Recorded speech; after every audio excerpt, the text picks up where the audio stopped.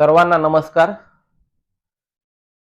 आज आपल्याला अतिशय महत्त्वाच्या विषयावर मी या ठिकाणी माझी भूमिका व्यक्त करत आहे। गेल्या अनेक वर्षापासून या देशामध्ये ओबीसींची चळवळ चालू आहे। भारतीय संविधानानं ओबीसी ना जो हक्क दिलेला आहे तो ओबीसींचा हक्क आज भारतीय संविधानामध्ये आहे का? ओबीसी बांधवांचा कोणी केला विश्वासघात?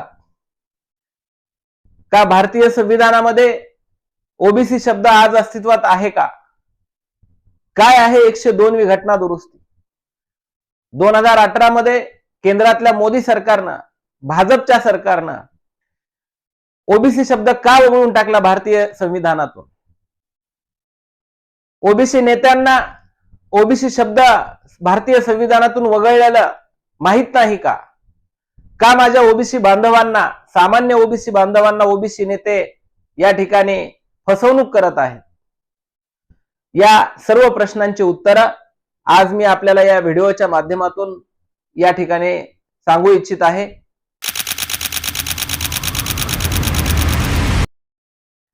मी ॲडव्होकेट माधव जाधव, अंबाजोगाई, जिल्हा बीड।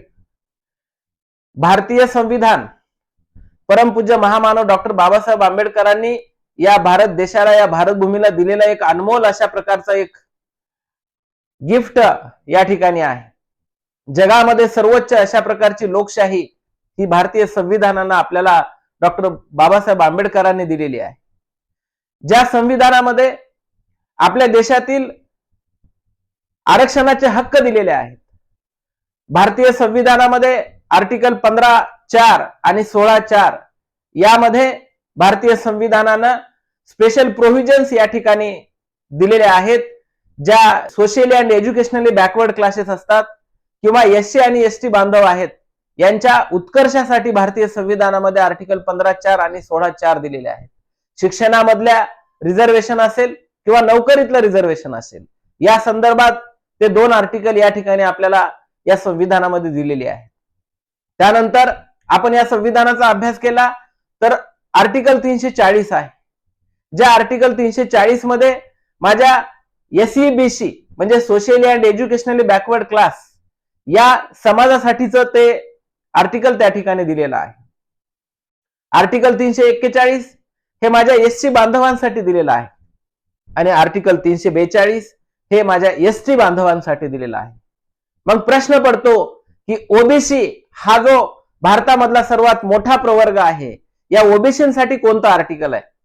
तर बांधवांनो, भारतीय संविधानामध्ये आर्टिकल 338(10) जे होतं, म्हणजे उपकलम 10 जे आहे, याच्यामध्ये अदर बॅकवर्ड क्लास हा शब्द होता। संपूर्ण भारतीय राज्यघटनेचा जर आपण अभ्यास केला तर फक्त आणि फक्त आर्टिकल 338 उपकलम 10 यामध्ये अदर बॅकवर्ड क्लास हा शब्द होता। मग आज तो शब्द आहे का?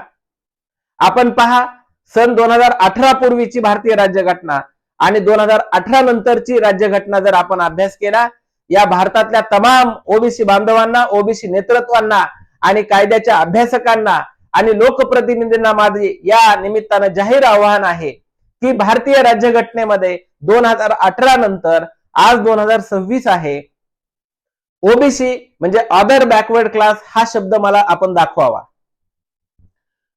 आज भारतीय संविधानामध्ये अदर बॅकवर्ड क्लास हा शब्दच अस्तित्वात नाही। मग कुठे गेला हा शब्द? कोणी चोरला हा शब्द? कोणी ओघळला हा शब्द? याचा तुम्ही आम्ही कधी विचार करणार आहेत की नाही? का अंधभक्त म्हणून मोदी की जय म्हणून आपण आपले हक्क आपले संपुष्टात आले तरी आपण झोपच घेणार आहात का?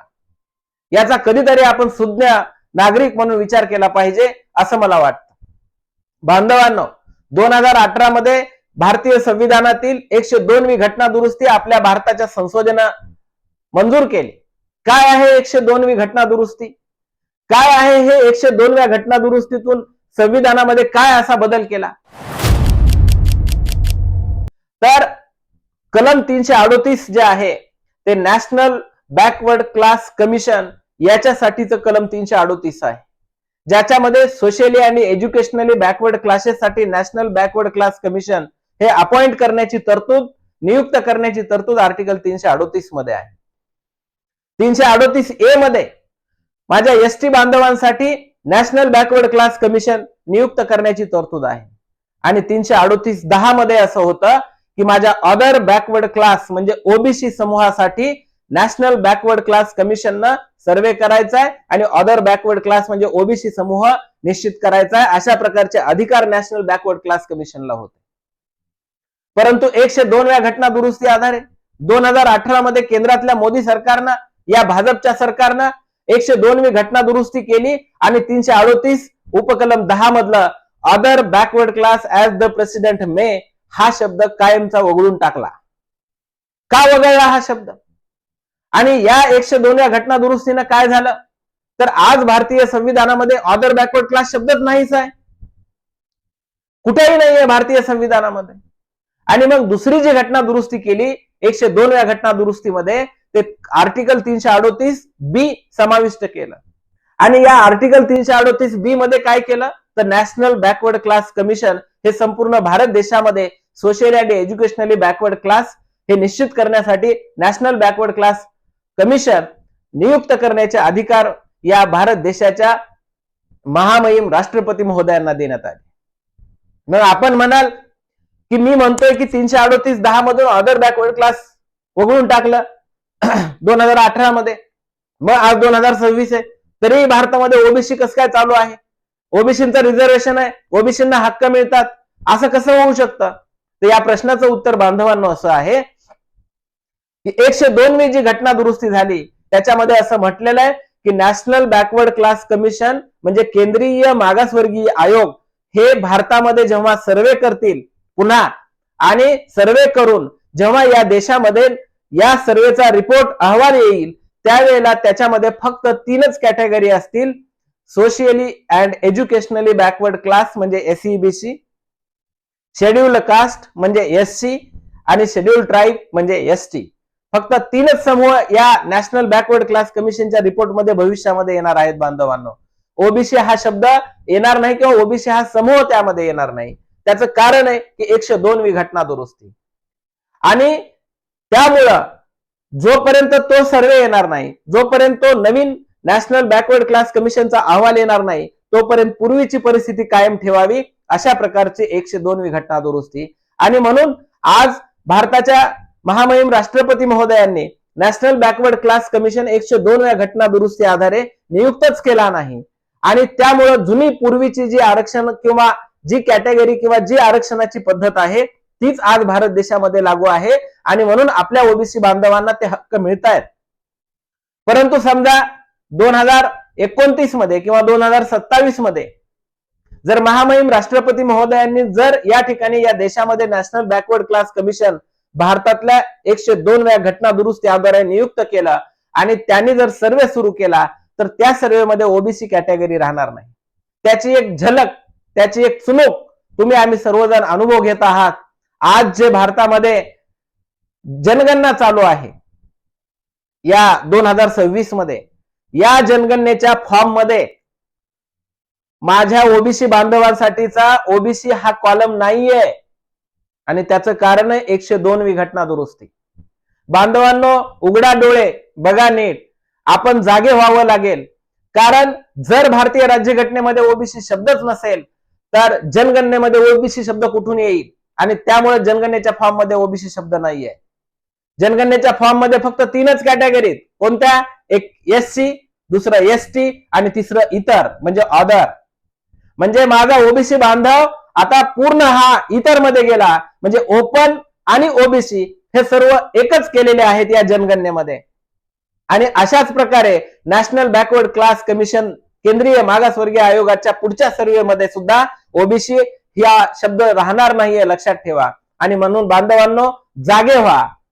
आपण आता जागे झालो तर पुढच्या पिढ्या वाचतील, अन्यथा पुढच्या पिढ्या आपल्याला माफ करणार नाहीत. कारण भारतानं अतिशय अनमोल अशा प्रकारचं ओबीसीचं जे आरक्षण होतं किंवा ओबीसी हा शब्द भारतीय संविधानामध्ये जो होता तो आज या केंद्रातल्या मोदी सरकारनं, भाजप सरकारनं कायमचा काढून टाकलेला आहे. आणि म्हणून आजच्या घडीला भारतीय संविधानामध्ये ओबीसी शब्दच नाही. माझ्या जाहीर आव्हान आहे आपल्या सर्वांना की भारतीय संविधानात ओबीसी शब्द दाखवा, आणि जर भारतीय संविधानात ओबीसी शब्द नसेल तर आपल्याला जागं व्हावं लागेल, आपल्याला रस्त्यावर उतरावं लागेल आणि आपल्याला भारतीय संविधानामध्ये ओबीसी शब्द समाविष्ट करण्यासाठी एक देशव्यापी जन आंदोलन उभं करावं लागेल. अन्यथा पुढच्या पिढ्या आपल्याला माफ करणार नाहीत. एवढंच या निमित्तानं सांगतो. धन्यवाद. जय भारत, जय संविधान, जय ओबीसी.